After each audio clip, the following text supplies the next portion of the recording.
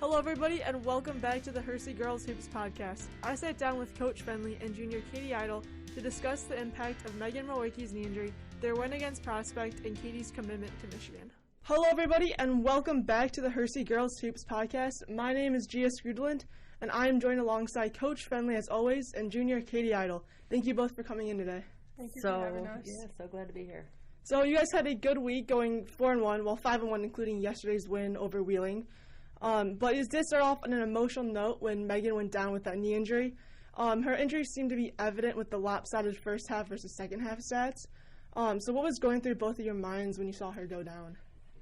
I was kind of in shock. I did not know what was going on. I tried to comfort people. I know a lot of people are close with her, and that's something no one should have to experience or have to see. But we knew she was going to be okay, and she's a strong kid, so she'll be good in recovery, and she'll come back stronger than she was before. Yeah, it was, I guess I had the other side of it in that I ran right out to the court. Usually you kind of wait for the officials to tell you to come out, but Meg went down so hard that it was, maybe even mom instinct kicked in. I'm like, I got to get out there. So I ran out there, and it was pretty awful. And I think just the trainer and I just knowing it was a bad injury, just we're trying to, kind of get her to breathe and stuff. It was super hard by the time, I don't even know how long it was delay, probably pretty long time. Got back to the bench, and, I guess in the moment I didn't know. Then I look in all the girls' eyes, and everybody's so upset. And so Julie's like, I don't know, they're all crying. I don't know if we can play. And I'm like, so I think we went out there. I think I called a timeout just to try to talk them through it. We thankfully got to halftime and probably cried more there. It was just really hard. We're just really, it's not like the game became completely secondary. We're just super worried about Meghan and, not knowing, not knowing the extent of anything, obviously, in the moment. When a star player like her goes down, it usually sparks the team to kind of fight and play for her. So in the first game without her, you were able to regroup against Meadows and get that 62-44 victory. What kind of adjustments did you have to make or think about after losing a starter? We're so lucky to have a lot of capable players, and Meghan does things that no one else can do. I mean, physically, she is an incredible athlete. So I guess that game, the theme was just trying, us figuring out a new normal, and just maybe everybody tries to pick up a little bit of what Meghan does for us as a player. But frankly, even at that point, it was still pretty raw, and I think we just got to try to figure out how to play without her. It wasn't even like a specific, okay, you need to rebound more and you need to score more. We were just trying to get used to it. And Meadows is a very good team, and this is less than 48 hours after it happened. We had one emotional practice in between, and,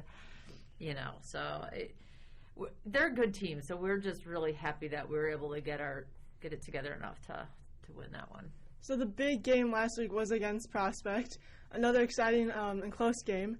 And so with the win, there is a tiebreaker in the East, but the head-to-head wouldn't work since you guys actually both beat each other by 3. So what would be the next step to determine who would be the winner of the East, assuming you guys both went out? All right. Do you know these tiebreakers? What I was told is Prospect would go because they haven't been there the longest, unfortunately. Unless they lose a game or they win by less than 7, then we would go. So we're hoping right now. The initial tiebreaker is just win-loss head-to-head, which we obviously beat each other once. But the primary tiebreaker in our league is victories by 7 or more, and it prevents teams from running up the score. So if you're up by 8, there's no need to run up the score because 7 or more. So I like that tiebreaker, but then we keep going. So all the tiebreakers end up tiebreakers. And so this is... It is what it is. I guess it'd be a little disappointing to not get to the conference game, but, I mean... For sure, but I think we went into it knowing we wanted to beat Prospect. Yeah, we still got that win. And we did it without Meghan. And, it's hard to know that maybe if I had just told the kids to foul, then maybe they would have hit 2 free throws instead of that 3-pointer at the buzzer. But then if I tell them to foul and they intentionally foul, then they get 2 free throws plus the ball, and then maybe we don't even win. So yes, a lot of a sleepless night. But yes, you're right in that. Given what happened last week, I'm just glad we won. But Prospect's a good team, so if we finish in a tie but don't get to go to the championship, I guess that's what it was meant to be. So last week we did talk about free throws and the factor that they played in the game. It was completely flipped. You guys went 13 from 15 from the line, 37% better. What do you think contributes to the variations of free throws made? Is it the atmosphere or practicing over and over again? I think it's the continued practice we do. Also, our heads were in the game this time against Prospect. I remember last time I was a little out of it, listening too much about the outside noises. And I think we all had a game plan and we all stuck to it. So that's how everything fell into place, like free throws. The other aspect we talked about was the defense helping ignite the offense, as well as rebounding. And the defense late especially forced Prospect to take some bad shots. So how did you guys adjust throughout the game after the various waves of defensive highs and lows? Well, definitely Kelsey starts our defense, ignites it. We kind of feed off of her. She always has the best player usually, so we got to take care of the other ones. And if we do, then we usually are in good hands with everything, and that ignites our offense. So that's how we were able to score and beat them by 3. Do you have anything to add from a coaching perspective? It's exactly what she said. And I think everybody our rebounding that game, obviously everybody picked up rebounds, but you can watch that game tape, and our kids were phenomenal boxing out. It was great to watch. And I think that's probably the difference in the game, is just getting more possessions by them working so hard to rebound. I don't remember what the exact stat line was, but I think there was 42 total.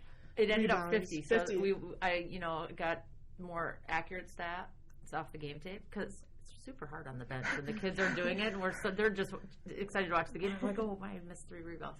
So 50 to 19 was the rebounding stat line from the Prospect game, and I don't know. I don't think you can point to anything bigger than that. Obviously, Katy's free throws down the stretch, Nat hit free throws down the stretch, and everything made a difference. But it just seemed to be locked in the entire game. So what were you saying to your players during that timeout? Because I think you guys were down 9, approaching half, I think. So I think you called a timeout. So what were you kind of saying to them to get back to within 1? This might even sound cheesy, but I honestly believe this. It's harder to get good shots than it is to make shots. And so we were actually getting good shots. So the fact that they just weren't falling, to me, was not – it was okay. I mean, Katy Eidle is not going to miss too many shots in a game, and she didn't. But no one was. Val was getting great shots that weren't falling. Nat had a few rebound putbacks that just wouldn't fall. And so I just knew that I felt good about the fact that we're getting good shots. If we continue to get good shots, they're going to fall. And luckily that started before halftime instead of having to wait through halftime. And then we got it within 3 before halftime, or within 1 even? This was within 1, I think. Yeah, so that run before halftime, I think, sent the message you guys were fine. We're going to be able to make baskets. So the first half, I would say it was a little sloppy. There was some kind of bad passes, some unforced turnovers, but it was complete opposite in the third, coming out of halftime. So what was that light switch that changed the dynamic between the second and third quarter? I think we really wanted this game. We all knew we were doing it for Meghan, and we didn't want to let her down, so we all came out with this fire in us, and we knew that we had to try our hardest, and if we try our hardest, then everything's going to work out. And the pieces will fall. We can control the things we can control. Like she said, we were getting good shots. We were just waiting for them to fall, and thankfully in the second half, we were getting to the free throw line too, so that really benefited us as well. Do you have anything to add? No, and it was a really great atmosphere. I mean, we had, this goes back to our state team of 2010. We had this great following every game, and it just hasn't been like that for a few years. And Prospects fans, honestly, to their credit, they're excellent. I mean, they're excellent. Every game, they pack the place at our place. So what was really nice, both the Prospect fans, who, good for them, they're cheering for their team, but our guys showed up too. So it wasn't just us wanting to win, but then we had this great support from our regulars, which, I believe in the quality versus quantity. So even when we don't have a lot of fans, we have some really, really great fans of our team, but then also to have a solid student section last Friday, I think really kind of gave us a little extra And maybe, who knows, maybe that was the difference maker too. Do you think that was one of the biggest crowds that you guys have had either this season or the last couple of seasons? For sure the last few, right? Definitely for me. Last year was COVID, so obviously there was no fans, but I'd say so. Yeah, definitely the loudest that I can remember. Yeah, it was fun. It was a really good, atmosphere for Friday night basketball. So it was fun to be a part of it, and even more fun to then come out with the win on the first place team in our division at their place. So there's one time out I remember, I think it was in the middle of the third, when you, Katy, started telling your teammates something along the lines of like continuing to box out and fight for the ball.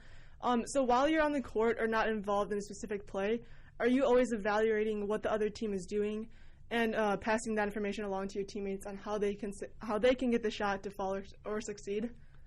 Yes, I try my best. I know what a lot of what the other team's going to do. So I try to inform my players, try to get them to understand how things are going to work. They do a good job of listening, which is very helpful, and they execute as well, so that's great. So yeah, I just got to keep helping them, picking them up, just giving them advice and telling them that everything will be fine and just control the things you can control. So you're obviously one of the best players in your class, and with that does come some opposing student chants. Mm-hmm. I think you mentioned this earlier about kind of the crowd noise. So you did get the "Let's Go Buckeyes" one a couple of times.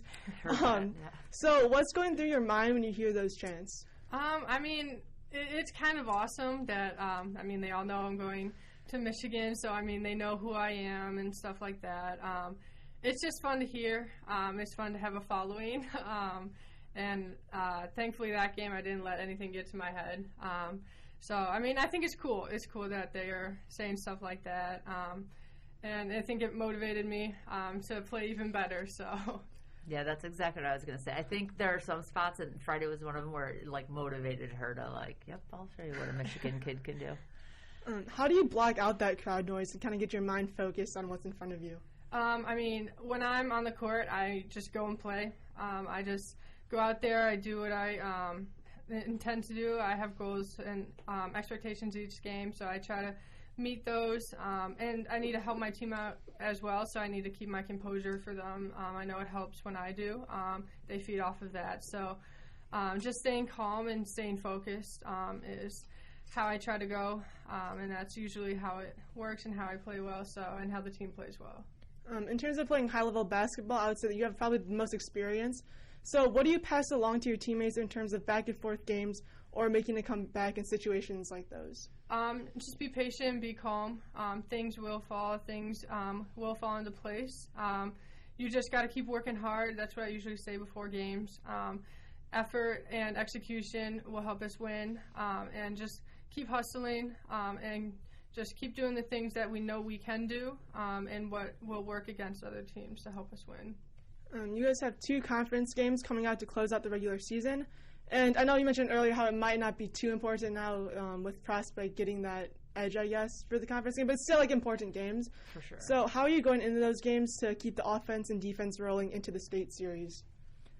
Well, we want to win the East. It was our first goal, and so we now are in the opportunity to do that. Whether we get to play in the championship through the tiebreak, our job is still to win the East, and that means winning 2 more games. So,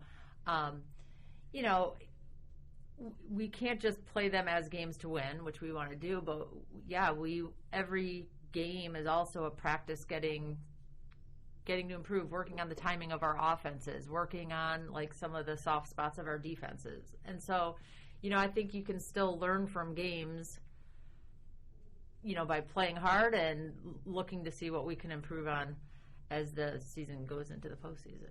So senior night is this Friday against Elk Grove. And I know, Katy, you're not a senior just yet, but you've had that senior presence around you, starting with your freshman year. So what has this year's class meant to you, or how have the past seniors helped you transition from the middle school basketball to the high school varsity level? They've meant a lot to me. I've been playing with them since last year, so I've gotten close with all of them. And they're just amazing people on and off the court. They all know their role and play their role. I'm really proud of them, and I'm excited for senior night. They deserve everything that they get that night. And good luck to them in the future as well. They're going to be going great places wherever they decide to go. Before we get into the fun question, I should ask, what are the seniors? How have the seniors helped? Yeah, really well said, Katie. Like, they're just such a solid group. And, you know, sometimes you hear more or less in the newspapers or school announcements about kids, but, like, that's not – these kids are the ones that they'll just go about their business, do everything their teammates need them to do, and they don't need the recognition. And that's what – they're just a really special group, and so we're just so lucky to have them be our leaders, and they really are. They're our leaders on and off the court. Before we get into the fun questions, I do want to talk a little bit about your commitment to Michigan, because that's been obviously a big deal for you. So first off, congrats on that. That has to be an amazing feeling for you. It definitely was. It definitely was when I committed. I mean, I've never experienced anything like that. When I went on my visit September 11th, it was to a football game. And that's when I was able to meet the team and gel with them, and that was really what made it click and what made me decide that I wanted to commit to Michigan. I knew it was right and the perfect fit for me. So what was it about like Michigan's basketball program that made you want to commit there over offers from like Michigan State, Princeton, Northwestern, and Marquette, just to name a few of them? I mean, right now they're ranked number 7, I believe. They're going up. The coach knows what she's doing. All the assistants do too. They're very disciplined and determined, and they have a goal. And they've been able to reach the NCAA championship, the tournament. So I really want to play in the tournament and win a championship. So that's one of my goals, and I know they can help me get to that goal and succeed. So she came into the program as a freshman already as an established player, but how have you seen her grow throughout her first 3 seasons? So I think when she came more so, and you can jump in and disagree, but I think everybody knew Katy Eidle could score, and Katy could score, and she's a great scorer, and she hits shots and great range. But like I think since that's continued to improve, but more so, I think her passing is like undervalued. I want her to shoot more. She's very unselfish, but some of her passes are eye-popping. And I think every other aspect of her game, she's always been a good scorer, and she continues to be. But I think she's underestimated with her rebounding. So skilled. Her passing, I mean, between her and Kelsey Neary, some of the passes these kids pull off are stellar. And so, and defensively, when she gets after it, her on-the-ball pressure is really second to none. So I think, yes, of course she scores a lot, and she's a consistent scorer, and she has great range. But her other aspects of the game not only started better than I think people gave her credit for, but those are the things that have really improved. I think that definitely kind of speaks to the talent and dedication that you have and commitment that you have to the sport. And you've also been able to accomplish so much in little time, what I find really remarkable. You practically missed half of the season due to COVID, but you were still able to join the 1,000-point club in your 3rd season, and you're still continuing that. So how do you see yourself contributing to Michigan's distinguished basketball program, either in the record books or just the team in general? The records will come as time goes on. I won't be playing point guard. I'll be more of a shooting guard. So my role won't be point guard general. I'll be kind of trying to find my shots and create for others, and on defense, be versatile and just help in ways I can and try to contribute in any way. And I know the coaches trust me, and I trust them, so everything will fall into place as time goes on. What has it been like having the community support you? It's been incredible. I remember when I committed the day at school, everybody was congratulating me. I got a bunch of texts and calls and stuff, and that's a feeling everybody should feel. It's incredible, and I still get congrats like every now and then. So it's awesome. I feel proud of myself on how successful and how far I've gone. So I'm excited for the future for sure. There's obviously still a lot of time left in this season, and you still have another year left on the Hersey team. But what are you hoping to accomplish in your final year, or this year too, before you take your talents to the big stage? I definitely want to win state. For the players, I know they all want it. I'd be special. And for the coaches, it'd be a special moment for everyone. I know we've gotten 4th, but I know we can do better, especially with the group of girls we have. We are very determined. We work hard, and I think it's something we all deserve.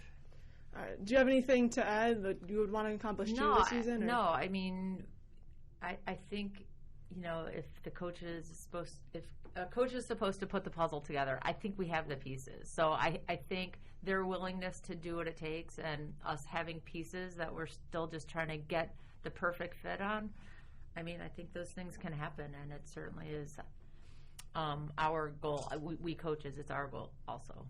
So we have come to the last part of the podcast, which is kind of the fun questions. So the first one I have is, what is your favorite Hersey basketball moment? Ooh, that's a good question. That's a very good question. If you can get back to me, I'll see what she says, and I love getting downstate in 2010, but honestly, what made it even more special is that we had a losing season in 2008. So those kids that were sophomores on the varsity sitting on the bench, they were playing the state finals 2 years later, and that to me was pretty unbelievable. So I think mine is beating Frem for the second time last year and going undefeated. And knowing that was our last game with those seniors, we knew we had to go and we had business to take care of. It's Frem, so it's always fun to beat them for the second time. And that was something incredible to feel because I was close with them since my freshman year, and it was something special. The song you play before a big game. I don't even know what it's called. Oh, it's called Freaks.